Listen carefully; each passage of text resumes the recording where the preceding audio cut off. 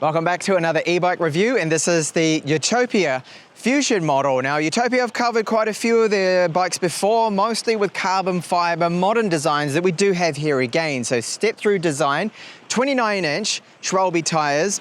It has Suntour front shock here, TechTablets brakes, so brand components, Shimano gears, 10-speed setup, and it even has Chat GPT built into this if you're after that in a bike. It's got a lot of smart features, including anti-theft. So this means that if you leave the bike somewhere, you're going to know the location of it because it's got GPS built in, eSIM support with 4G. You can even see the weather, various other features on the screen. There's an application too for it.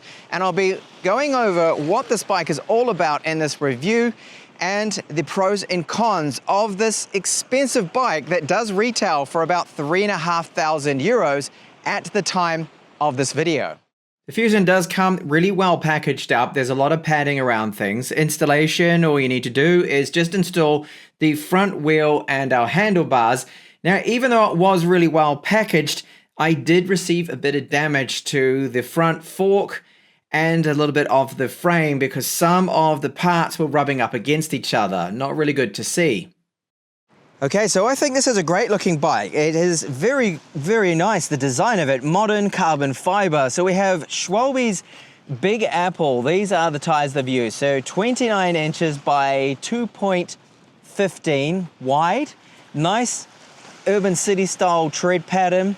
Very good for on the road. Where are you going to be riding this? It's a city commute bike here. Now we have not a quick release here for the front hub, but it's easy enough if you've got the right Allen key to get that off. Now, adjustable shock here from Suntour. You can lock it out completely. You can adjust the preload.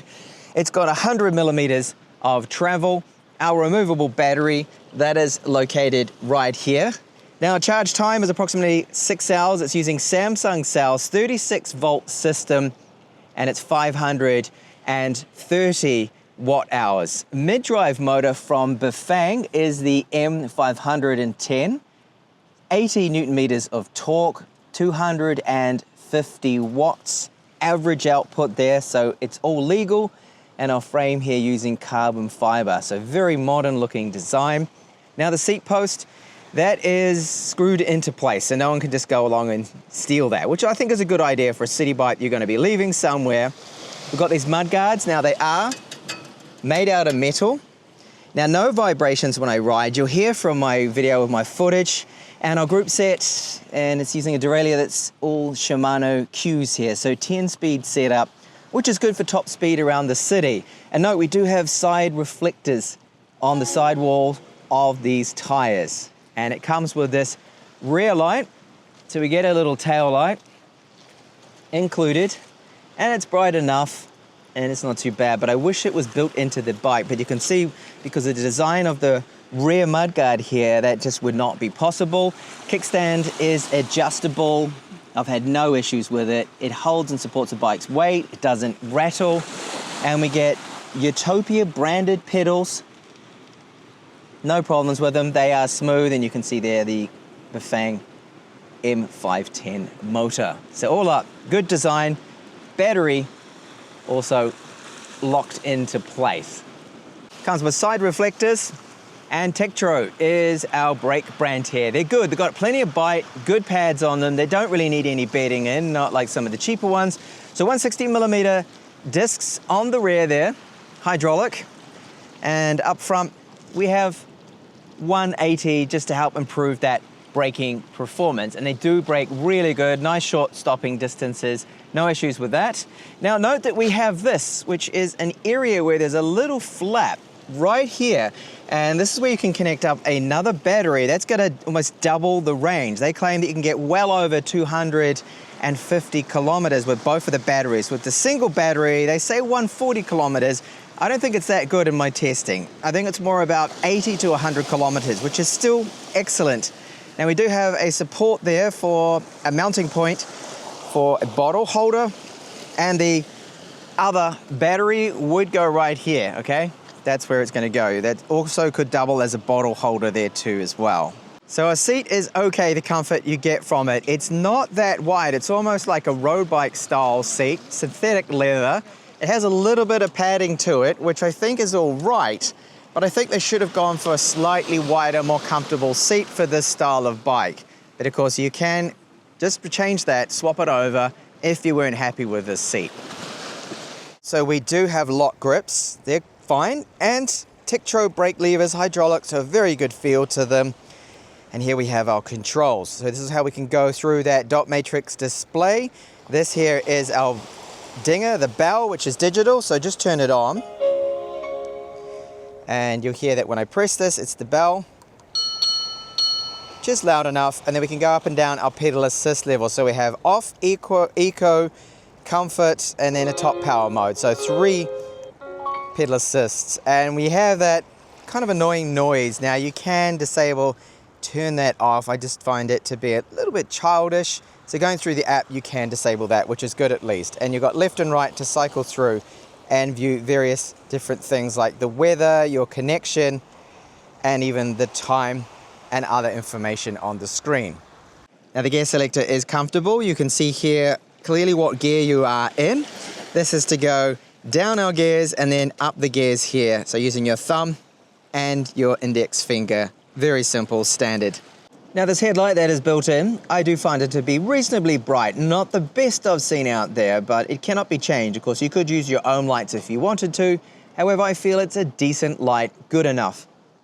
Onto the ride test now of our Fusion. So it's a bike that it gets a bit of attention. A few people have asked me what brand is it, what kind of bike is it, and as soon as I tell them the price of it, they're like, wow, that's a bit too rich for them. And I don't blame them because it's a lot of money.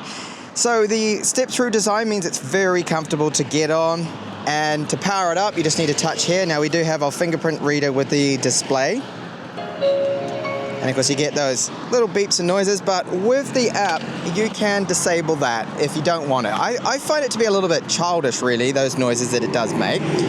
Now we have all 3 pedal assist levels, so if I just press here, as I showed you before, I'll put it in the most powerful.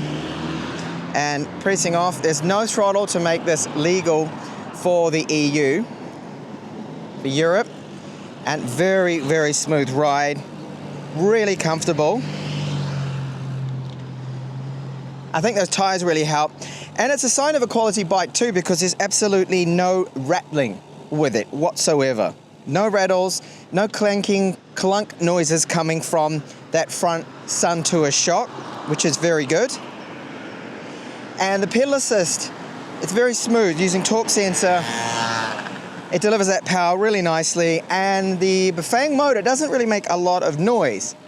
So going up curbs here, not a problem with that sun tour shock. 100 millimeters of travel, which is, I think it's fairly decent. And a nice, comfortable, upright riding position, which is very comfortable. Now this mid-drive Bafang motor is a little bit noisier than I thought, so if I push it hard up this climb, this little short climb, you can hear it. It's a little loud. Fusion has a very good top speed to it due to the gearing from Shimano. The 29-inch wheels are very good. So you get the pedal assistance up to 25 kilometers per hour with this European model. So when I go over that, it'll cut out. Now I do find that it's quite easy for me with the gearing to be able to cruise along at around about 32, 33 kilometers per hour. So an excellent top speed. Here we are at my climb test spot. So we've got that Bosch mid-drive motor, the M510, and it does have 80 Newton meters of torque, which is very good. So this climb is effortless so far. I'm in the 5th gear. Very, very easy. Going up this, not a problem at all. I could even change and go up gears. My climbing speed is currently 14, 15 kilometers per hour, which is pretty standard for this climb, which is about 20 degrees. So very good, and I would estimate that I'm putting in an effort of about only 30%. The motor is doing the rest. However, what I'm going to do is turn off that motor. You'll hear it cut out. There we go, off. I'm in the lowest gear, and it's a lot harder to pedal, but it's possible. Some of those brands that I do cover, like Angry They are very heavy bikes, and some of the fat wood ones, impossible to do this, but because of these tires, 29 inches, and the gearing from Shimano, which by the way hasn't skipped a beat, this is possible, this climb. And now my braking test. So TechTablets brakes, and we do have 180mm at the front, 160 at the rear from the white post. Okay, that was excellent. Really good braking performance well before this post here. The dogs don't seem to be home, so they haven't kicked up a big fuss like they normally do with my electric bike reviews. So very good bite to these brakes from TechTablets. They are twin piston on both of them, and being hydraulic, nice lever feel to them, and you can safely stop when needed.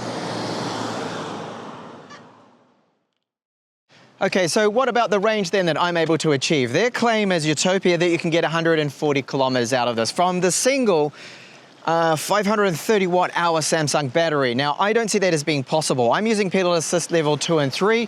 I'm getting around about 80 to possibly 100 kilometers, which is still an excellent range.